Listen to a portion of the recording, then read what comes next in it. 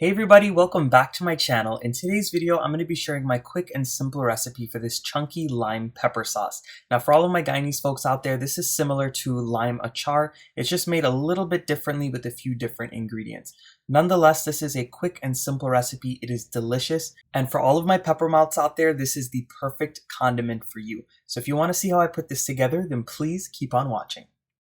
The first thing that we're going to do is into a little pot of boiling water, I'm going to add in 4 limes. That's the amount that I'm making today. I'm making a small amount. If you wanted to make more or less, you can adjust the ingredients and measurements that I'll have in the description box down below. But basically, I'm going to boil these for about 5 minutes or until the color slightly changes to a lighter green color. And while my limes are boiling, I just want to get started with some of the other ingredients. So in my bowl, I have some chopped scotch bonnet peppers. I hand chop these. If you wanted to puree them, you can do that. And if you wanted to leave them even chunkier, you can do that as well. And if you do not have scotch bonnets, you can use any other type of hot pepper that you have on hand. I'm also going to go in with a hefty amount of garlic. This is about 2 heads of garlic that I've crushed up really well.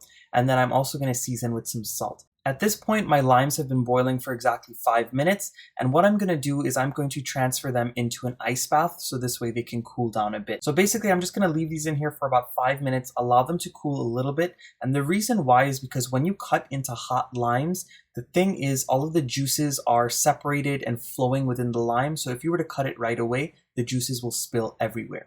Now once you allow those limes to sit in the ice water for about 5 minutes and allow them to cool just a little bit, you can start to cut into them. Now you're going to see that I cut each lime into about 6 or 7 pieces. You can cut them even smaller or you can leave them even larger, just depending on your preferences. Now you will see that as I'm cutting into these limes, some of the juice is still flowing just because they're a little bit warm still on the inside.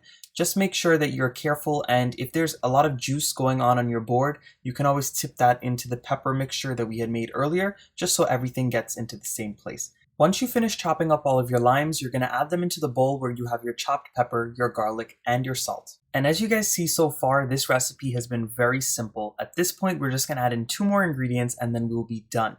I'm going in here with some lime juice, and this is just about 2 extra limes that I had on hand and I just squeezed them. If you only have lemon juice, you can use that as well. And I'm also going to go in with some white distilled vinegar. As usual, all of my ingredients and measurements will be down in the description box below. But for the vinegar, if you find that it is not filling up your bottle that you're putting it in, you're going to have to add in more vinegar to submerge everything.